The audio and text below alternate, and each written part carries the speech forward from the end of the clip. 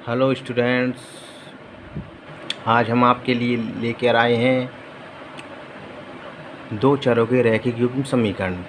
Chapter 3.1 है, जिसमें हमने लास्ट वीडियो में इसका थोड़ा सा इंट्रोडक्शन देखा था और एक एग्ज़ाम्पल भी हमने किया था इसी चैप्टर का। टू वेरिएबल्स वाली जो इक्वेशन है वो मैंने आपको लास्ट वीडियो में डिस्क्राइब की थी, कैसे कैसे उसमें क्या क्या होते हैं। दो चर होते हैं और उनकी पावर एक होती है, तो वो क्या होता है, लीनियर इक्वेशन होती है। टू वेरिएबल्स की, उसमें दो वेरिएबल होते हैं एक्स और वाई, ठीक है, इनकी पावर एक होती है। अब हम लास्ट वीडियो में मैं ये सब कुछ बता चुका हूँ आपको। अब हम इसके बाद चलते हैं चैप्टर 3.1 पर, जिसमें आपके 3 सवाल है। तीनों सवालों को अपन सॉल्व करेंगे। तो आइए, मैं आपको बुक साथ में रखना और मैं आपको क्वेश्चन रीड कराता हूँ। देखो, प्रश्नावली 3.1 चैप्टर, इसमें क्या बोल रखा है कि आफताब अपनी पुत्री से कहता है। एक तो आफताब है और एक उसकी पुत्री है, दो है। आफताब अपनी पुत्री से कहता है, 7 वर्ष पूर्व मैं तुमसे 7 गुनी आयु का था। 7 वर्ष पूर्व यानी कि अगर वर्तमान में उसकी आयु x थी तो उससे 7 वर्ष पूर्व हो गई उसकी x-7, ठीक है। और यदि पुत्री की y माने अपन तो उसकी 7 वर्ष पूर्व होगी y-7। अभी मैं इक्वेशन के थ्रू आपको समझाने का प्रयास करूँगा, तो उसके बाद आपको इजीली वे में समझ में आ जाएगी, ठीक है। अभी मैं क्वेश्चन रीड कर रहा हूँ कि आफताब अपनी पुत्री से कहता है, 7 वर्ष पूर्व मैं तुमसे 7 गुनी आयु का था। अब से 3 वर्ष बाद मैं तुमसे केवल 3 गुनी आयु का रह जाऊँगा, है ना। क्या ये मनोरंजक है? इस स्थिति को बीजगणितीय एवं ग्राफीय रूप में व्यक्त करो। तो अपन को बीजीय इक्वेशन बनानी है, उसके बाद अपन को ग्राफ पर इसको क्या है, रिप्रेजेंट करना है, ठीक है। तो आप बुक अपने आप साथ में रखो, बुक आपकी, और मैं क्वेश्चन रीड करते जाता हूँ और इसकी इक्वेशन बनाते जाता हूँ। तो देखते रहिए, पूरी वीडियो देखा करो एंड तक, तभी आपके कंसेप्ट क्लियर होंगे। तो मैं आपका पहला क्वेश्चन आपको मैंने रीड करा दिया। अब अपन इसके सॉल्यूशन के ऊपर चलेंगे। इसका सॉल्यूशन क्या है, देखो। फर्स्ट क्वेश्चन है, देखो इसमें 2 है, यानी कि कितने मेंबर है, 2 मेंबर है। एक तो खुद आफताब है, ठीक है, और एक उसकी पुत्री है। अब क्वेश्चन अपनी बुक अपने साथ रखना और देखना, मैं बोलता जाता हूँ और आप भी उसमें पढ़ो। कि आफताब अपनी पुत्री से कहता है कि 7 वर्ष पूर्व मैं तुमसे 7 गुनी आयु का था, यानी कि 7 वर्ष पूर्व की बात कर रहा है। तो अपन मानेंगे कि माना वर्तमान में,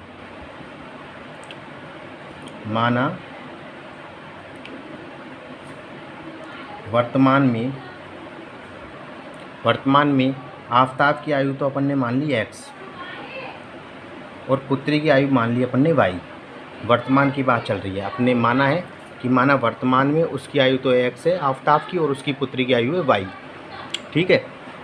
अब क्या बोल रहा है कि 7 वर्ष पूर्व, तो 7 वर्ष पूर्व अपन लिखेंगे इसमें कि 7 वर्ष पूर्व। जब 7 वर्ष पूर्व की बात होगी तो इसमें से 7 अपन घटाएंगे, तो 7 वर्ष पूर्व आफताब की उम्र तो होगी x-7 और पुत्री की होगी y-7।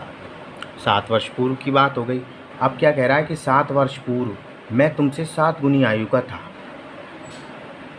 यानी कि 7 वर्ष पूर्व क्या था, वो 7 गुनी आयु का था। 7 वर्ष पूर्व तो इन दोनों की आयु ये होगी। अब अपन लिखेंगे प्रश्नानुसार, अकॉर्डिंग टू दी क्वेश्चन। तो प्रश्नानुसार क्या बोल रहा है कि 7 वर्ष पूर्व जो आफताब की उम्र थी वो उसकी पुत्री से 7 गुनी थी, यानी कि x-7, ये तो आफताब की उम्र बराबर 7 y-7, यानी कि आफताब की उम्र 7 वर्ष पूर्व उसकी पुत्री की उम्र से 7 गुनी आयु का था वो, ठीक है। अब इसको इक्वेशन के रूप में बना लो। देखो यहाँ लिखेंगे x-7 is equal to 7y minus का 7 × 7 49, गॉट इट। अब इसको पक्षांतरण करके इधर ले आओ। देखो x की टर्म है यहाँ, तो y की टर्म इधर ले आओ। x माइनस का 7y यहाँ अपन पक्षांतर करेंगे, ट्रांसफ़र करके यहाँ माइनस का चिन्ह आ जाएगा। और यहाँ पे अपन क्या करेंगे, या तो -7 और इसको भी इधर ले आओ 49 को, तो ये माइनस का हो जाएगा +49 = 0। अब इसको थोड़ा सोल्व कर लेते हैं। x माइनस का 4y, और देखो ये माइनस है नेगेटिव और ये पॉजिटिव है, तो इसमें से इसको अपन सब्सट्रैक्ट करेंगे। तो सब्सट्रैक्ट करने के बाद कितना आ जाएगा 42। तो किसके आएंगे प्लस के 42। तो एक तो अपने पास ये इक्वेशन बन गई।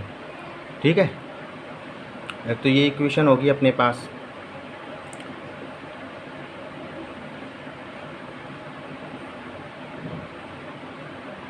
इक्वेशन नंबर अपने इसको 1 नाम दे दिया।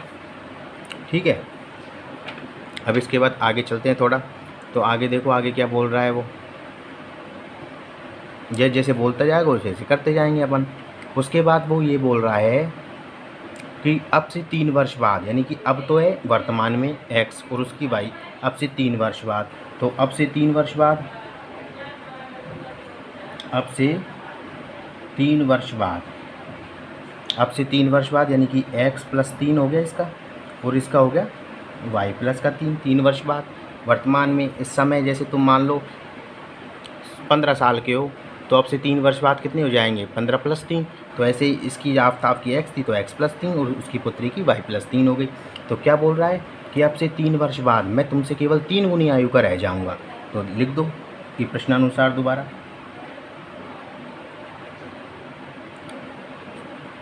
प्रश्नानुसार कि x + 3 = 3 × y + 3। ठीक है, अब इसको इसकी तरह सोल्व कर लो कि दिस इम्प्लाइज x + 3 = 3y + 9। अब इसको ट्रांसफ़र कर लो पक्षांतरण करने पर, x माइनस का 3y + का 3 और ये माइनस का 9 = 0। ठीक है, आगे और सोल्व कर लो, x माइनस का 3y और माइनस का 6 = 0। तो ये अपनी क्या होगी सेकेंड इक्वेशन हो गई। ठीक है, अब अपन क्वेश्चन जैसे बोलता गया उसकी लैंग्वेज को अपन ने क्या है चरों के रूप में रिप्रेजेंट कर दिया, चरों के रूप में लिख दिया अपन ने। देखो x और y दोनों की एक पावर है और 2 चर है, तो 2 घात के रैखिक युग्म समीकरण है वो, सॉरी 2 चरों के रैखिक युग्म समीकरण है। ठीक है, तो एक इक्वेशन 2 इक्वेशन। तो अपना आधा क्वेश्चन तो यही हो गया कि बोला है कि इस स्थिति को बीजीय गणितीय रूप में लिखो, तो अपन ने लिख दिया। अब ग्राफ पेपर पर रिप्रेजेंट करना है, तो ग्राफ पेपर पर रिप्रेजेंट इसको कैसे करेंगे बच्चों, मैंने लास्ट वीडियो में आपको बताया है। तो पहले अपन x और y के मान निकालेंगे, उसके बाद इनको अपन ग्राफ पेपर पर रिप्रेजेंट करेंगे। तो अपन लिखेंगे, अब देखो ग्राफ पेपर के लिए समीकरण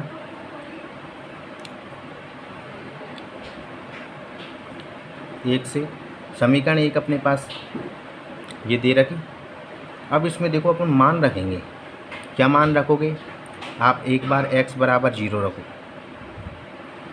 ठीक है, समीकरण 1 से x = 0 लेने पर, जब अपन ने x = 0 लिया तो देखो समीकरण 1 में ध्यान देना, x की जगह मैं 0 लिखूँगा सिर्फ। तो 0 माइनस का 7y प्लस का 42 = 0। आगे और चलो, इसको और सोल्व करो। देखो यह माइनस का 7y और = इसको अपन पक्षांतरण करेंगे तो माइनस का 42 हो जाएगा। अब देखो माइनस से तो माइनस कैंसिल, और y का अपन क्या करेंगे इसमें भाग दे देंगे, क्योंकि ये संख्या गुणा में है तो इधर दूसरी तरफ जाएगी, पक्षांतरण करेंगे तो ये भाग में चल जाएगी। तो 7×4 = 42, y का मान क्या आ गया 6 आ गया। ठीक है, अब एक बार तो अपने पास क्या आया कि x = 0 था और y = अपने पास 6 आ गया। एक तो अपन 2 मान निकालेंगे। ठीक है, एक बार तो ये आ गया अपने पास। अब इसके बाद अपन क्या करेंगे, एक मान और निकालेंगे, x का कुछ भी मान धरो या y का कुछ भी मान धरो।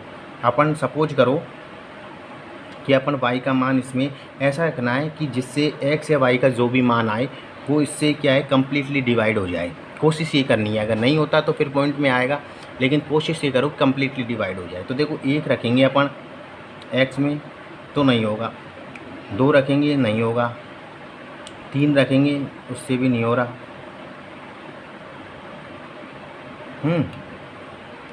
तो अपन क्या करेंगे, इसमें ऐसे मान रखते रखते अपन को चेक करना है। तो अपन ये मान के चलो, यदि मैं y का मान 7 रख देता हूँ या x का मान 7 रखूँ तो भी काम चल जाएगा।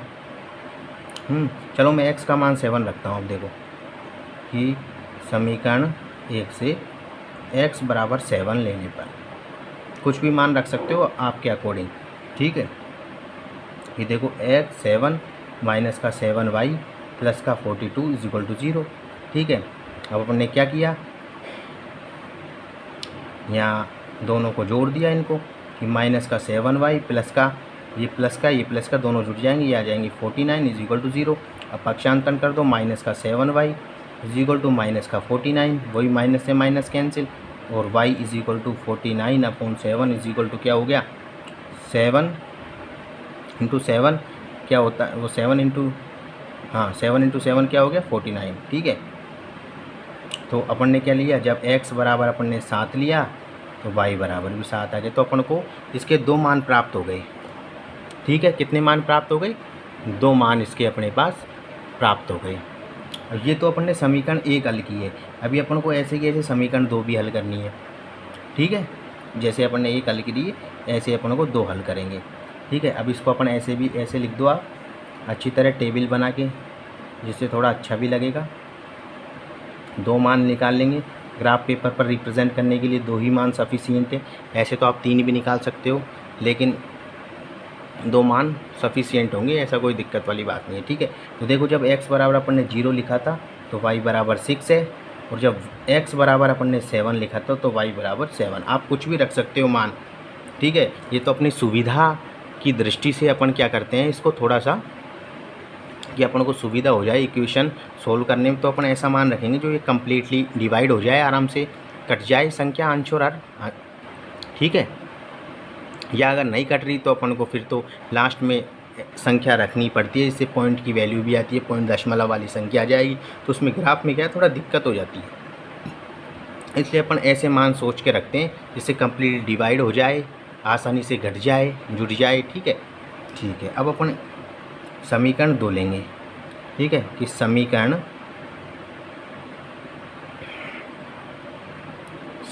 2 से देखो 2 से अब समीकरण 2 में क्या रखें, समीकरण 2 में सबसे पहले तो आप ये देखा करो कि x का मान 0 रखो या y का मान 0 रखो, जिससे एक मान प्राप्त होगा। तो अपन क्या करेंगे, सबसे पहले x बराबर 0 लेने पर, जब x बराबर 0 ले लिए तो देखो 0 माइनस का 3y माइनस का 6 इज इक्वल टू 0 और माइनस का 3y इज इक्वल टू 6, पक्षांतरण कर दिया, और y इज इक्वल टू क्या आ गया अपने पास 6 अपॉन माइनस का 3 इज इक्वल टू माइनस का 2, तो y बराबर 0। तो अपने जब x बराबर 0 तो y बराबर अपने पास आ गया माइनस का 2, एक मान तो ये आ गया अपने पास, ठीक है।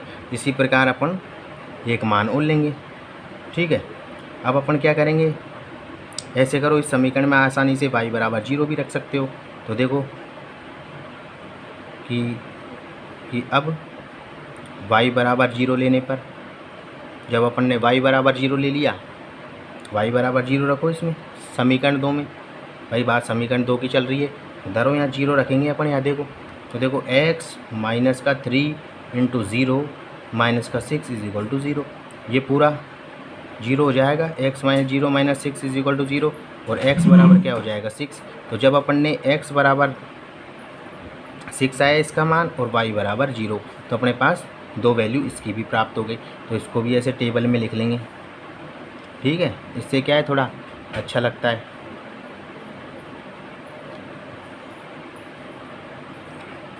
ठीक है, तो इसमें जब x बराबर 0 था तो y बराबर -2 था, और जब x बराबर 6 है और y बराबर 0। अब अपने पास देखो दोनों बीजीय व्यंजक भी आ गए, एलजेब्रिक इक्वेशन भी आ गई, ठीक है, और अपने पास इनके मान भी आ गए। अब अपन इनको ग्राफ पेपर पर आसानी से रिप्रेजेंट कर सकते हैं, कोई दिक्कत वाली बात नहीं है, ठीक है। अब मैं आप इनको रिप्रेजेंट करूँगा तो आप देखते जाओ, ठीक है। दूसरा पेज इसमें साथ में रखना पड़ेगा, क्योंकि इसमें से अपन मानों को देख के ग्राफ पेपर पर लिखेंगे। अब देखो ग्राफ ले लिया अपन ने और अपने पास दोनों ये टेबल है। अपन को अब टेबल से मतलब है कि x के क्या मान आए और y के क्या मान अपने पास आए हैं, तो देखते जाओ। देखो ये अपने ग्राफ हो गया, ये x ये y, ठीक है। ये अपना मूल बिंदु ओरिजिन पॉइंट है 0 0, ठीक है। अब देखो इस पर तो यहाँ ध्यान दो कि सबसे पहला पॉइंट देखो x अक्ष पर 7 है 6, तो अपन यहाँ पे 7 बना लेंगे पहले। 1 2 3 4 5 6 7 बराबर बराबर 1 2 3 4 5 6 7, ठीक है। और y पर कितने हैं, y पर भी 7 है तो बना लो 1 2 3 4 5 6 7, ठीक है। अब नेगेटिव में देखो, नेगेटिव में भी कितना है, नेगेटिव साइड -2 है तो लिखो, और y में है x में नहीं तो x से कोई मतलब नहीं है, यहाँ लिख दो -1 -2 -3, ठीक है। अब अपना पॉइंट धरो, जब x बराबर 0 था तो y बराबर 6, जब x बराबर 0 है और y बराबर कितना है 6, तो देखो यहाँ आ जाएगा x बराबर 0, इसके निर्देशांक हो जाएंगे 0 6, क्योंकि जब x बराबर 0 है, x बराबर 0 किस पर रहता है, y पर रहेगा, तो x बराबर 0 यहाँ तो y बराबर 6, ठीक है। जो चल दिया अपन यहाँ से स्टार्ट करो, x बराबर 0 देखो 0 एरिया और y बराबर 6 तो y बराबर 6 ही चल दिया, एक पॉइंट आ गया। फिर x बराबर 7 तो y बराबर 7, तो x बराबर पहले तो 7 चलेंगे एरिए, और उसके बाद y बराबर भी 7 तो y बराबर 7 एरिया, ठीक है। यहाँ लगा दिया पहले कि x बराबर जब 7 तो y बराबर भी 7, तो एक तो अपना स्केल से मिलाना, मेरे थोड़ा वो हो जाएगा, सीधी रेखा नहीं आई, स्केल से मिलाना पड़ेगा आपको ना, इसको यूँ स्केल से मिलाओगे आप तो बिल्कुल सीधा आएगा, ठीक है, ठीक है। और ये इक्वल डिस्टेंस पे रखने हैं आपको, ग्राफ पेपर पे इक्वल डिस्टेंस में ही होगा और इसको बिल्कुल स्ट्रेट लाइन आएगी, ठीक है। अब मेरा थोड़ा कर्व सा हो गया, तिरछापन आप आपके हिसाब से बनाओगे तो सीधा आएगा, ठीक है। उसके अलावा दूसरा देखो पॉइंट, एक तो ये लाइन होगी, दूसरी देखो जब x बराबर 0 तो y बराबर -2, जब अपने पास x बराबर 0 है तो अपने पास y बराबर -2 आना चाहिए, तो x बराबर 0 ये रिया, y बराबर -2 ये रिया, तो एक पॉइंट तो ये हो गया कि x बराबर 0 y बराबर -2, और दूसरा जब x बराबर 6 तो y बराबर 0, जब x बराबर 6 है तो y बराबर 0, y पे चल ही नहीं रही, तो एक पॉइंट ये आ गया। कौन सा आ गया कि x बराबर 6 और y बराबर 0। अब इसको मिला दिया अपन ने, ठीक है। तो अपने पास ये दो लाइनें इस पर अपने ग्राफ पेपर पर रिप्रेजेंट कर दिया, ठीक है। तो अपना ये क्वेश्चन सोल्व हो गया, ठीक है। अब अपन अपने नेक्स्ट क्वेश्चन पर चलेंगे। तो इस प्रकार आपको करना है, ये लाइन थोड़ी तिरछी होगी तो इसको बिल्कुल आपको स्केल की सहायता से खींचोगे ना तो बिल्कुल सीधी आएगी, और पैमाने बराबर बराबर लेने हैं आपको, ठीक है। अगर मैं लाइनों का नाम भी लिख दूं